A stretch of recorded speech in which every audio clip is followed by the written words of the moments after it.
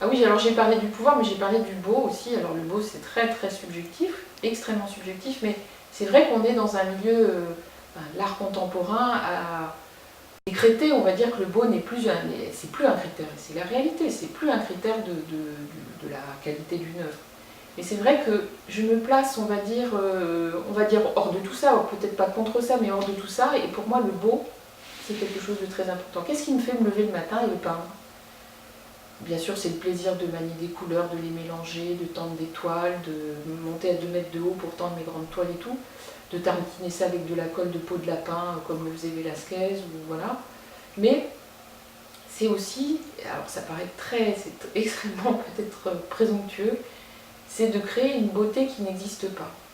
Alors moi, ma façon à moi de le faire, c'est de convoquer des époques différentes, des échelles différentes, des styles différents et de faire un... Alors il y a des gens qui vont dire un boulga, puis d'autres un melting pot, et de créer quelque chose, une beauté singulière.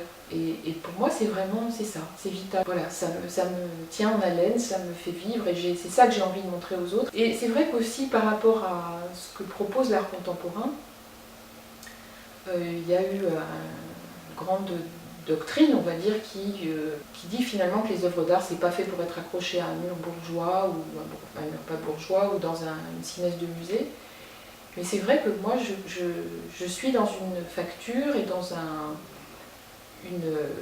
processus où moi j'ai envie que mes œuvres soient sur le mur de quelqu'un ou sur les cimaises d'une institution quelle qu'elle soit.